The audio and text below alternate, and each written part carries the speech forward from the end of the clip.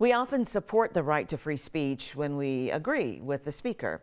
But what happens when we hear something we don't like?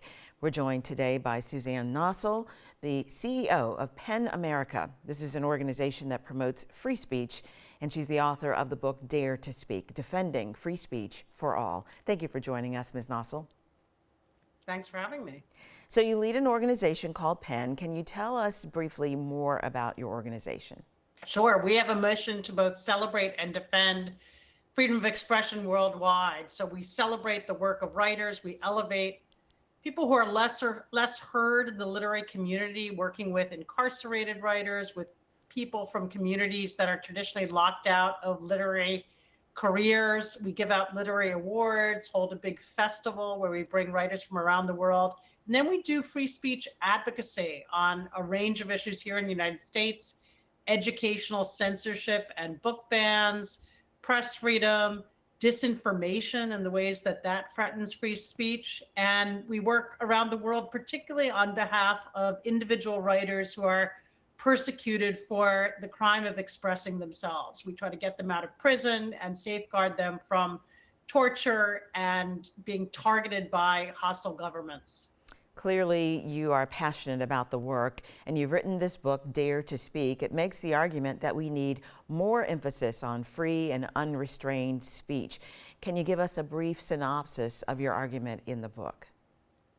Sure. In the book, I look at how to live together, how we can live together in our diverse, digitized, and divided society without curbing free speech. And I try to examine what it would take for us as a pluralistic society where we have a lot of racial differences, we have socioeconomic differences, cultural differences, religious differences that can cause a lot of friction, that can lead us to bump up against one another, to offend one another, to hear something that's objectionable and try to shut it down. You said in your introduction, we don't mind free speech when we agree. Well, what about when we disagree? And we are going to disagree living in such a diverse society. And so what I've set out in the book are 20 principles for how we can surmount that and how we can make free speech work for us in a society that is so heterogeneous. And it requires some obligations on our part as citizens, as speakers, as listeners, being tolerant of one another, respectful of one another, being conscientious with our language, taking into account intent and context when we evaluate and react to speech. And so it's a set of precepts that, in my view, are kind of necessary to keep this core constitutional principle of free speech alive in the 21st century. And that sets a high bar, high standard for all of us who participate. Hopefully we can hold people to that. But in the spirit of sticks and stones can hurt, you know, that childhood saying we had, words can never hurt us. Is that actually true? Is there speech that can actually be harmful to people, individuals or groups? There is, and I look in the book at examples of speech that can cause psychological, academic, and even physiological harm. There's documented evidence of that, but it's quite specific. It's really people who are subjected to slurs and denigrating speech throughout the course of their lives. That can have a measurable, demonstrable impact. But it's also true that the harms of speech can be exaggerated.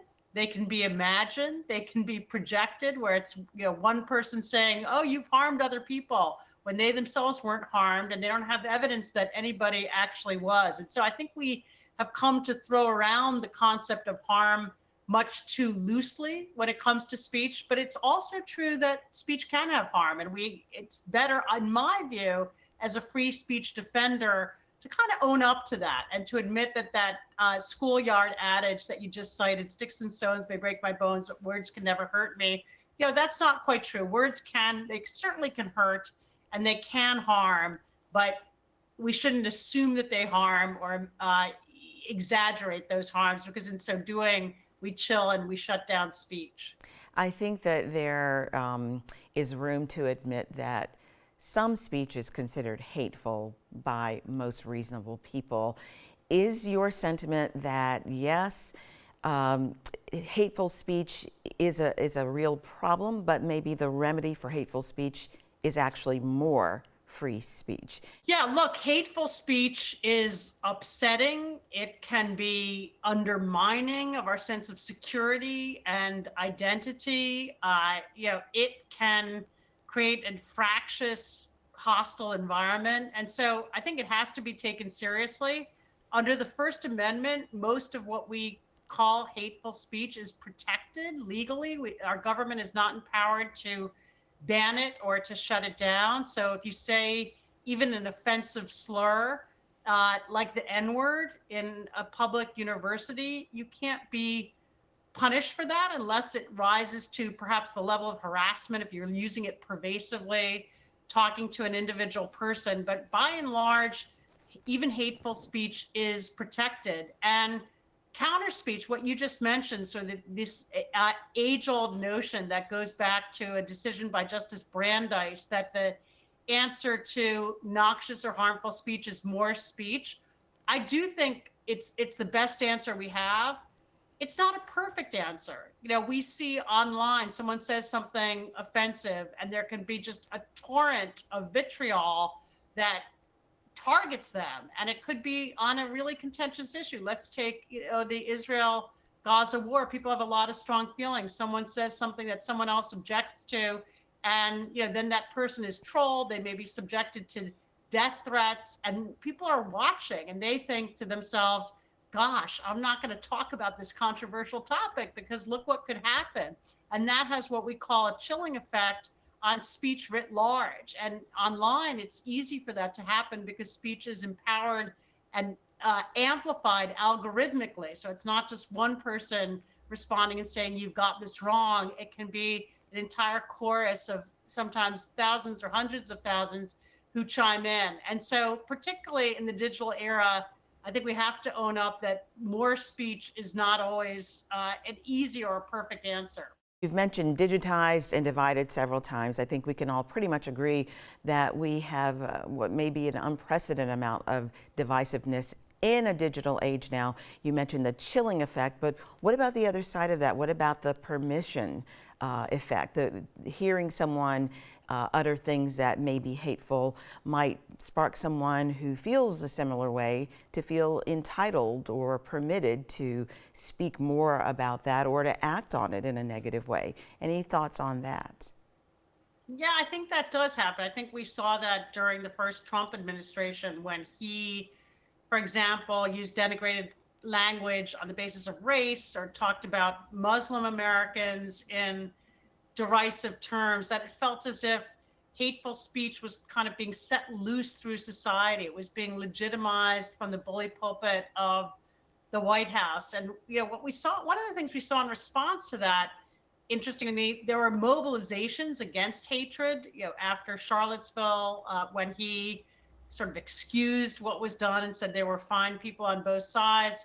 People took umbrage, and there was a kind of impulse to stand with those who felt victimized and to be in solidarity with people on the receiving end of Trump's targeting and menacing language. And so that was a positive. At the same time, we also saw that with hateful speech seeming to run freely through society at large, there was an impulse to police speech more forcefully in smaller spaces, be that a college campus or the pages of a magazine or a newspaper. And we saw some quite restrictive impulses targeting speech kind of coming to the foreground by leaders who I think felt like they had to protect their constituencies from hateful speech, but sometimes, in my view, went too far.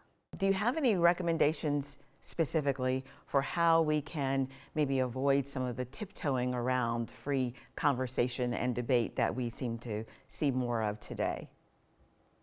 Yeah, look, I think that's really important. We need to be teaching and learning the skills for dialogue across difference, how to disagree with someone without denigrating them, how to apologize if you've said something that's inadvertently offensive, when to forgive someone else who may have used the wrong word or a phrase that bothered you, and how to kind of navigate these tough conversations in a civilized way so that there's a real kind of give and take, because ultimately free speech, it's not just about shouting into the void.